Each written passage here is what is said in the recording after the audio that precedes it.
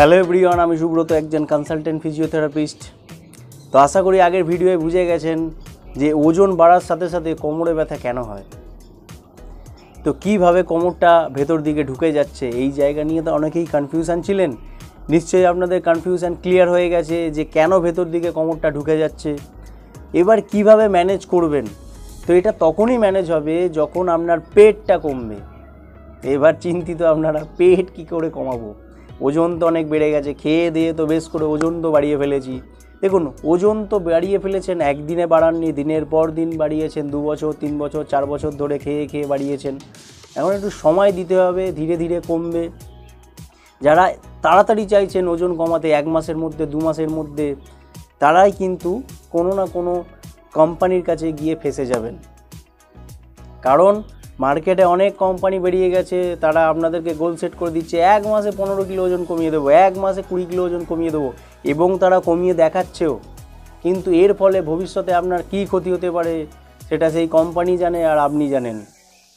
কিন্তু আমরা যদি ধীরে ধীরে ধীরে ধীরে ওজন কমাই, আমরা যদি খাওয়া দাওয়ার মধ্যে পরিবর্তন আনি, নিজের ডিসিপ্লিন লাইফস্টাইল যদি একটু পরিবর্তন ঘটাই, অবশ্যই ওজন কমাতে সক্ষম হব। কারণ আমি নিজেও ওভারওয়েট হয়ে গিয়েছিলাম, ধীরে ধীরে ধীরে ধীরে আমিও আমার ওজন কমাতে সক্ষম হয়েছি। তো আমি যদি পারি, আরও যারা আমার পেশেন্ট আছে তারা যদি পারছে, তো আপনারা কেন পারবেন না? অবশ্যই পারবেন। তার জন্য ফোকাস করতে হবে নিজের শরীরের দিকে, আয়নার সামনে দাঁড়িয়ে দেখতে হবে যে আমাকে কতটা আনফিট লাগছে। তো এই জায়গা থেকে আপনি মোটিভেশন পাবেন, আর এই মোটিভেট আপনাকে কাজে লাগাবে, এবং ধীরে ধীরে আপনি ফোকাসড হবেন আপনার শরীরের দিকে, আর ওজন আস্তে আস্তে আস্তে আস্তে কম হবে। খাওয়া দাওয়ার পরিবর্তন ঘটাবে, অর্থাৎ ডায়েট প্ল্যান করে ওজন কমাতে হবে। যেহেতু আপনার কোমরে ব্যথা এখন বেড়েছে, তো আগে কোমরে ব্যথাটাকে নিয়ন্ত্রণ করতে হবে। কিছু সহজ এক্সারসাইজ আপনাকে দেখিয়ে দেবো, সেই এক্সারসাইজগুলো করে আপনারা অবশ্যই আপনাদের কোমরে ব্যথাকে ম্যানেজ করতে পারবেন। 6 মাসের একটা গোল সেট করুন, ডায়েট প্ল্যান করুন, এবং তার সাথে সাথে কোমরে ব্যথার এই এক্সারসাইজগুলো করুন। 1-1.5 মাস পরে যখন আপনার অনেকটা ব্যথা কমে যাবে, তখন আপনারা বাড়ির মধ্যে হাঁটা চলা শুরু করতে পারেন। ওভার এক্সারসাইজ করতে যাবেন না, এর ফলে কিন্তু বড়সড় বিপদ ঘটতে পারে। যদি মেরুদণ্ডটি ভেতর দিকে আরও বেশি ঢুকে যায় এবং ওভার এক্সারসাইজ করার জন্য ওখানে যদি ট্রেক্স ফ্র্যাকচার বড় হয়ে যায়, বা লিস্থেসিস গ্রেড 3-4 হয়ে যায়, বা ডিস্ক কম্প্রেস হয়, অর্থাৎ বালজিং ডিস্কও যদি গ্রেড 3-4 হয়ে যায়, সেক্ষেত্রে আপনার অপারেশান পর্যন্ত লাগতে পারে।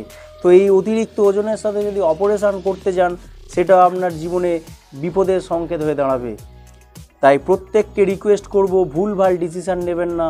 অতিরিক্ত ওজন যেহেতু আপনার হয়ে গেছে, তো ধীরে ধীরে ধীরে ধীরে কমান, প্ল্যান করুন। কারণ আপনার লাইফটা এখনও অনেক পড়ে আছে। এই নয় যে 6 মাস পরে আপনার কিছু একটা হয়ে যাবে। কারণ দীর্ঘ জীবন, ধীরে ধীরে ধীরে ধীরে এই জীবনের সাথে শরীরকে খাপ খাওয়ান, দেখবেন সব কিছু ঠিকঠাক হয়ে যাবে। আমি আপনাদের গ্যারেন্টি দিচ্ছি, অবশ্যই আপনারা সুস্থ হবেন এবং অবশ্যই ওজন কমাতে পারবেন বাড়ির খাওয়া দাওয়া মেনটেন করেই। তো কি কি এক্সারসাইজ করব, চলুন গিয়ে দেখে নিই। এবার এক্সারসাইজগুলো আপনারা স্টেপ বাই স্টেপ দেখে নিন। প্রথমে পা ভাঁজ করব, ভাঁজ করে কোমরটাকে ওপর দিকে তোলার চেষ্টা করব। তারপরে কোমরটিকে নাবিয়ে মেঝের সাথে চাপ দেওয়ার চেষ্টা করব। ঠিক এই প্রসেসটি চলবে 10 সেকেন্ড করে। 10 সেকেন্ড ধরে রাখবো এবং 10 সেকেন্ড করে নিচের দিকে চাপ দেব। ওপর দিকে তুলে 10 সেকেন্ড ধরে রাখা হবে, আবার নিচের দিকে নাবিয়েও 10 সেকেন্ড ধরে রাখা হবে। নেক্সট এক্সারসাইজ, পাগুলো সোজা করে ছড়িয়ে দিয়ে একটি করে পা বুকের দিকে চাপ দেব। আপনারা যতটা চাপ দিতে পারবেন ততটাই চাপ দেবেন। এরপর বিপরীত পা করবেন, বিপরীত পায়েও সেম, যতটা চাপ দিতে পারবেন ততটাই দেবেন। এরপরে নেক্সট এক্সারসাইজ, দুটো পা একত্রে আপনার পেটের দিকে চাপবেন। এই এক্সারসাইজগুলো করলে কি হবে, আমাদের যে কার্ভেচারটা অনেকটা বেড়ে গেছে, অর্থাৎ ভেতর দিকে ঢুকে গেছে, আমরা যদি কোমরটাকে সোজা রেখে সমানে চাপটা পেটের দিকে দিই, তাহলে কার্ভেচারটা আস্তে আস্তে আস্তে আস্তে ইমপ্রুভ করবে। তো এই এক্সারসাইজগুলো খুবই হেল্পফুল যাদের কার্ভেচার অনেকটাই বেড়ে গেছে তাদের জন্য। তো প্রতিটা এক্সারসাইজ কিন্তু 10 সেকেন্ড করে ধরে রাখবেন এবং 10 বার করে করবেন। এরপর নেক্সট এক্সারসাইজ, আমরা ঘোড়া হয়ে যাব। ঘোড়া হয়ে গিয়ে এক্সারসাইজটার নাম হচ্ছে ক্যাট অ্যান্ড ক্যামেল। এক্ষেত্রে শুধুমাত্র ক্যামেল করবেন, অর্থাৎ পিঠটাকে ওপর দিকে তুলে রাখার চেষ্টা করবেন আর তারপরে নিচের দিকে নামাবেন। ঠিক এইভাবেই করবেন। আর এই এক্সারসাইজটার ক্ষেত্রে দেখুন আমি কিন্তু সম্পূর্ণ বসছি না, আপনারা যতটা বসতে পারবেন ততটাই বসবেন, কারণ যাদের অত্যাধিক বডিতে ওজন হয় তারা কিন্তু সম্পূর্ণভাবে বসতে পারে না। তো এই হলো 4টি সহজ এক্সারসাইজ, আপনারা প্রতিদিন বাড়িতে কিন্তু প্র্যাকটিস করবেন। আশা করি প্রত্যেকেই বুঝতে পেরেছেন। এই সহজ এক্সারসাইজগুলো করুন, তাহলেই কোমরে ব্যথাকে ম্যানেজ করে ফেলতে পারবেন। যদি ভালো লেগে থাকে অবশ্যই আমার চ্যানেলের সমৃদ্ধির জন্য সাবস্ক্রাইব করবেন, ভালো লাগলে লাইক দেবেন, আর যারা দেখছেন তাদের যদি আরও ভালো লাগে তো প্রিয়জনের মাঝে শেয়ার করুন। কারণ আজকের দিনে দাঁড়িয়ে ওজনের সমস্যা প্রত্যেকটা মানুষেরই হচ্ছে। ওভারওয়েট 100 জনের মধ্যে 70-80 জনের দেখা দিচ্ছে। তো এই ওভারওয়েটকে ম্যানেজ করাটা অবশ্যই দরকার, না হলে অনেক বড় বড় রোগ এই ওভারওয়েটের জন্য শুরু হবে। জাস্ট কোমরে ব্যথা দিয়ে তো শুরু করলাম।